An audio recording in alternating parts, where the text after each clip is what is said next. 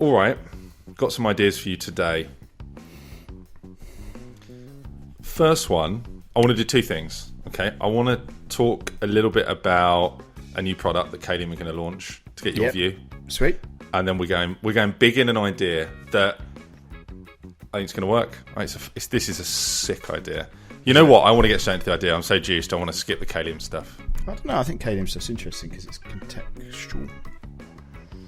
But anyway, let's go. Go on. Let's go full Sunny D. Digital health sector. Yep, know it well. So digital health. You do know it well. You know it way better than me. So it's worth 1.5 billion in the UK dollars today. By 2030, it's going to be predicted to be worth 30 billion, and it covers from 1.5. This fucker's going big, okay. Right? We are just at the start of the curve, and it is things like, I don't know, you know this, but just for anyone listening, it's things like, it's pretty broad, but it's things like, go to a doctor's appointment online. Yeah. It is, this isn't for your benefit. I know you know. This is like... Shut up, Rich. Blood tests. Yeah.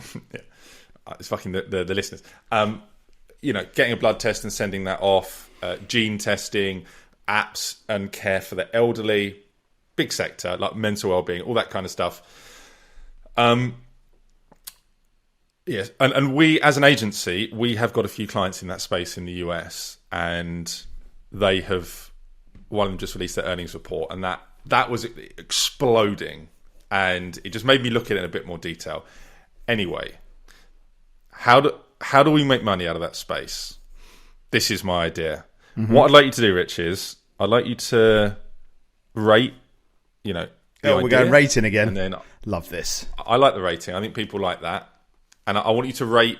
I'm also going to talk about my ideas of how to execute it. And then you can tell me the quality of that suggestion also. Hit me. Go.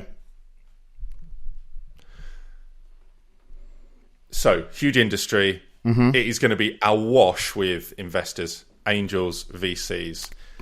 Definitely those starting, precious little... Already, and you're in there. You're in there. This is you. In fact, you would actually be a customer. Look what I'm wearing. For this. Look what I'm wearing. This is a Cedar Sinai Accelerator T-shirt. This is the hospital group in California. Number one in California, in the top 2 in America. Apparently, they've got a great innovative accelerator program. The way that they do new health tech products at Cedar Sinai is sweet. Very forward thinking. Anyway, fire away. I love it. So, because there's all these investors in the space, this market is begging for a high quality newsletter. But we're going to do it. So the newsletter is going to have in it data, right? These are all of your new companies. This is how much they've raised. This is who's running them. This is what round they're in. So a little bit of a, amalgamation of kind of like Crunchbase, but specifically like for a health space. tech watch. Exactly that. Fucking exactly that. I'm the marketing guy, but you've come in there hot with that. I love that. So you've got that. The only reason why I was saying that is because I'm a member of FinTech Watch, and it was started 4 years ago. And this FinTech newsletter that goes out is fascinating, and I get it. I think it comes every 2 weeks. Fascinating, and it's got hundreds of thousands of subscribers. Anyway, I'm jumping ahead. Carry on. So it's got the data. It's also got company and sector reviews, like high quality, in depth. It's also got more story based interviews with founders. Mm-hmm. So you got your data, you got your stories, you got your insights. Mm-hmm. But the way I want to do this, I don't want to take this to the wider market. I want to charge a shitload for it, like $1,000 to $5,000 a month. We're gonna sell it to investors. Right, VCs, angels, family offices, maybe even investors in big banks, and we are only going to have 100 seats. So we are selling not only information, but we're selling extreme exclusivity to that information, and then we're just going to get a sick, unbelievable value storm of a team creating the content. We're going to have, medical professionals, we're going to have medical journalists, we're going to have data scientists that are just going out and creating this unbelievable content that's worth 50x what you're paying for it. So 6 million a year revenue. Yeah, and if you're going to lay down, if you're going to invest millions or tens of millions or hundreds of millions in the sector, you need the best information. So this is going to be the best information. Okay, so obviously all VC firms, all investors do a significant proportion of DD, right? So there is that element of DD that they do, and they employ these analysts, and they have their investment theses in the way they approach this. Now, I don't know on the smaller side of things, okay, so let's just talk about the smaller side of things. The ones that can't afford the big analyst teams, the ones that maybe don't have the sector experience. I wonder if that is an interesting, because 60,000 a year is actually not a crazy amount of money for insight or potential early stage DD. Now, obviously, DD takes into account the actual numbers of the company. It takes in the people that are in the business and what the opportunity looks like, totally. But as a high level, this is a team that you could watch, or this is a business that you could be looking at for a Series A, potentially VC, or even an angel syndicate, or people like that may be looking at getting into health tech but haven't got enough people, or haven't got the spider web everywhere to be able to recognize things. I think it could be quite interesting. I don't know whether the price point is right, but I think paying for it and having a limited number is a really interesting thing. And this is how I launch it. Interesting. I'm going to use health influencers, really high quality doctors that have huge audiences on social, and we're going to try and partner with them and get them to help create that anticipation of the launch. We're going to launch it in 6 months, and we're going to build anticipation. There's just 100 seats, and we're going to do it like that. And they're just going to be 100 seats, and that information is guarded, so and it's going to be high quality. Is there an element here, just thinking on the other side of it? So if we're thinking about supply and demand, so the supply for this newsletter is the companies, is the trends, it's the insights, right? I would imagine that these early stage companies that are founding or have seen some significant traction that are going for a funding round would want to be featured on this. Because you essentially, if you've got 100 people, imagine if you get a really good crop of, I don't know, let's say it's 20 to begin with, 20 people, 20 VC firms, angels, whatever you do, whatever the pricing is, you get that crop of people, and then you become the feed of potential fintech companies.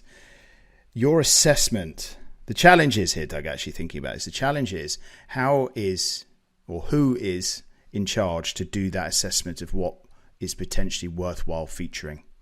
So you've got to have those healthcare experts. You've got to have that industry knowledge. You probably needs to be founded by someone who is ex-VC or someone who is ex-investment that is out of the game. So someone that's maybe gone to being angel, who can get involved and do that investment in that company they want to see, but they might need to go and close around elsewhere. That's what that person could be. But that assessment of understanding of why that company, because that's what you trade on, is this opportunity good? That initial assessment of what makes that company good is the really important bit. If you could do that, and you could get someone super smart who understands health tech acutely, in the US particularly, or in the UK, I suppose, that is the ticket, because you bring great quality to that network. And you go and get the founder stories, and you get the reviews, and all that kind of stuff's fine. But I think the people who are paying that money are going to want to see opportunity. So you've got to make sure that's cream of the crop. So that's the challenge I can see at the minute, is who does that, or what team does that to qualify that is worthwhile looking at. So we've got, as you said, we've got 6 million yearly budget, right? Because that we're charging top end subscription fees, and with a 6 million budget, you can get a crew, right? You can pay top salaries for really good people that can do exactly what you're talking about. Because I agree, and I think you framed it perfectly. It is opportunity. That's what juices them, isn't it? That's what really gets them up in the morning. They want that opportunity. So I think you're right. Obviously, you have the data, the stories, the emerging businesses. I think that's valuable in itself. But the insight not only on companies, but on sectors like, elderly care tech. What's going to win and why is it going to win? Let's get someone to actually look at that for, 20 weeks. They do deep analysis. They get all the products. They use the products. They do focus groups. And they come back and they say, look, these fuckers are the best invest here. And, that's going to cost you a lot to create their research. But I think that's why it's a high ticket. That's why it's a high ticket product. And I think the way that you market it and get those 100 people on board is going to be key. And I think you need to use some of the credentials of those people that are doing the research to get the 100 customers. So there's a guy who's very vocal, very well known in the angel space called Jason Kalanakis. He wrote a book called Angel, and he's just a prolific angel investor. He's done like 300 investments. So I read his book like last year or the year before, just to kind of get through its kind of hygiene. There's some really interesting nuggets in it. He basically talked to like money doesn't hit the street. The need for money doesn't hit the street. Good businesses with good founders get funded via their network, right? And that's what they do. Therefore, it's really difficult for investors to get into the best deals because the calls for money don't go out. I wonder if you've got really great people within your 6 million budget, I wonder if in like areas where fintech or health tech, is really, really developing. So you'd be looking at the kind of like the north area around Boston, you'd be down at Raleigh in North Carolina, you'd probably be looking into California as well. If you could have people there scouting, if you will, or uncovering those opportunities to be able to bring it, it might give the chance of an angel that isn't in that network to get the opportunity to see it. Whether or not you'll be able to get in on that round, who knows? But you will be meeting people. You will be extending network by being able to do that. I think there are a few things here, assuming you've got those really good people, that could give a leg up and be quite interesting for disconnected investors. Because I think everything is quite closed from a network perspective. So I think if you're a bit disconnected and you want to get in on, let's imagine pharma or health or whatever it is, I think it could be an interesting way in as long as you've got those people sitting there doing that connection. Let's rate it 10 out of 10 for like idea, out of 10 for, this can happen, execution. So I think as an idea, I've seen it work quite well in the fintech space. So I'd give it like an 8 because I think that exposure is exciting. I think people want to do that.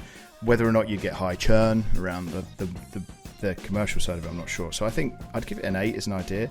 Execution for me, it's the challenge of making sure you've got those really smart people who understand, who are plugged into that sector, to ears on the ground, to know what they need to be looking for. So I think that is harder, but if you got 2 or 3 of those people and you remunerated them well, it might be an interesting thing. It's research, it's companies, it's networking, it's an interesting gig that. Probably give it a similar, like 7 to 8, to imagine.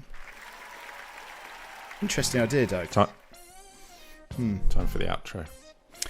Well, thank you very much, Doug. If you are interested in setting up Doug's business here and you are super, super plugged into the healthcare sector, call me first before phoning Doug because I'd be really interested in that. But like, subscribe, all of the usual stuff. And if you've got an idea or any thoughts on this, please do comment below. And we'll see each other soon, Doug. Take care, mate. Thanks, Rich.